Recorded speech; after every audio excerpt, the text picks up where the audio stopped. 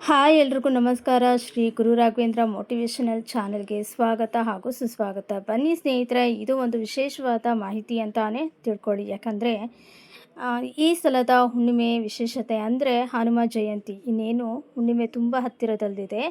ಈ ಸಲದ ಚೈತ್ರ ಹುಣ್ಣಿಮೆ ವಿಶೇಷತೆ ಅಂದರೆ ಏನು ಅಂದರೆ ಹನುಮ ಜಯಂತಿ. ಹಾಗಾಗಿ ಹುಣ್ಣಿಮೆ ತಿಥಿ ಯಾವಾಗ ಪ್ರಾರಂಭ ಆಗುತ್ತೆ, ಯಾವಾಗ ಮುಕ್ತಾಯ ಆಗುತ್ತೆ, ಹಾಗೆ ಹನುಮ ಜಯಂತಿಯನ್ನು ಯಾವ ದಿನ ಆಚರಣೆ ಮಾಡಬೇಕು ಅಂತ, ಏಪ್ರಿಲ್ 1 ಅಥವಾ 2ನೇ ತಾರೀಕು ಯಾವ ದಿನ ಯಾವ ಸಮಯದಲ್ಲಿ ಹುಣ್ಣಿಮೆ ಪೂಜೆ ಹಾಗೂ ಆಂಜನೇಯ ಸ್ವಾಮಿಯ ಪೂಜಾ ವಿಧಾನ, ಇದೆಲ್ಲವನ್ನು ಕೂಡ ಈ ವಿಡಿಯೋದಲ್ಲಿ ತಿಳಿಸ್ತಾ ಇದ್ದೀನಿ.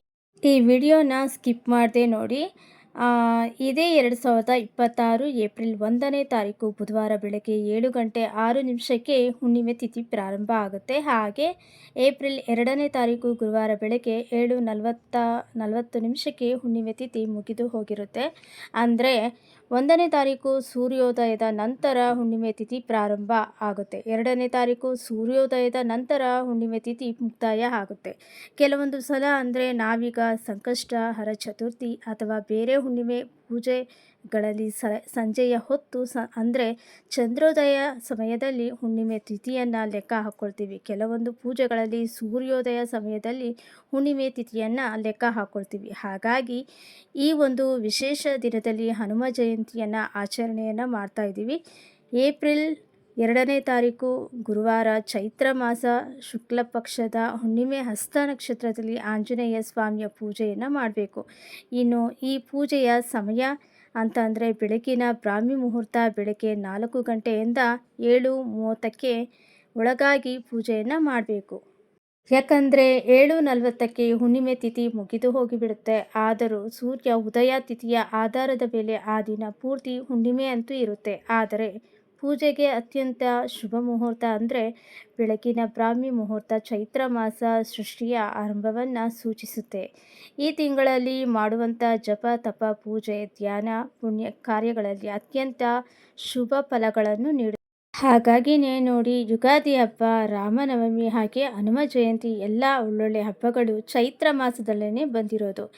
ಈ ದಿನ ಸತ್ಯನಾರಾಯಣ ಸ್ವಾಮಿ ಪೂಜೆ ಮಾಡುವರು ಕೂಡ ಗುರುವಾರವೇ ಮಾಡ್ಬೋದು. ಏಪ್ರಿಲ್ 2ನೇ ತಾರೀಕು ಗುರುವಾರನೇ ಮಾಡ್ಬೋದು. ಹಾಗೆ ಇನ್ನು ಪೂಜಾ ರೂಮ್ ಕ್ಲೀನಿಂಗ್, ಪೂಜೆ ಸಿದ್ಧತೆ ಎಲ್ಲ ಯಾವ ದಿನ ಮಾಡ್ಕೋಬೇಕು ಅಂತ ಅಂದರೆ ನೀವು ಭಾನುವಾರ ಮಾಡ್ಬೋದು ಅಥವಾ ಸೋಮವಾರ ಮಾಡ್ಕೋಬೋದು.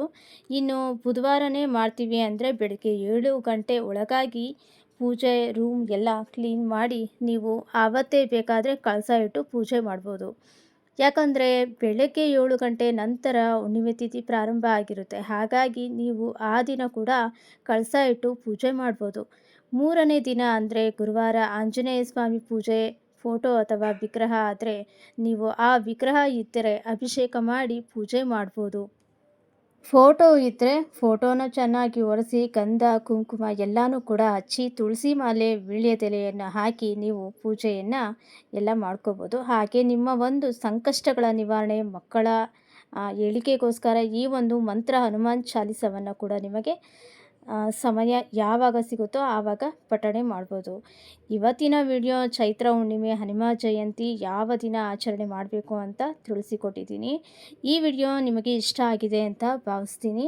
ಈ ವಿಡಿಯೋ ಏನಾದರೂ ನಿಮಗೆ ಇಷ್ಟ ಆಗಿದ್ದರೆ ಲೈಕ್ ಮಾಡಿ, ನಿಮ್ಮ ಫ್ರೆಂಡ್ಸ್ಗೆಲ್ಲ ಕೂಡ ಶೇರ್ ಮಾಡಿ. ಸಬ್ಸ್ಕ್ರೈಬ್ ಮಾಡಿಲ್ಲ ಅಂದರೆ ದಯವಿಟ್ಟು ಸಬ್ಸ್ಕ್ರೈಬ್ ಮಾಡಿ. ನಿಮ್ಮ ಅನಿಸಿಕೆಗಳನ್ನ ಕಮೆಂಟ್ ಬಾಕ್ಸ್ನಲ್ಲಿ ಬರೆದು ತಿಳಿಸಿ. ಹೋಗಿ ಬರ್ತೀನಿ. ಧನ್ಯವಾದಗಳು.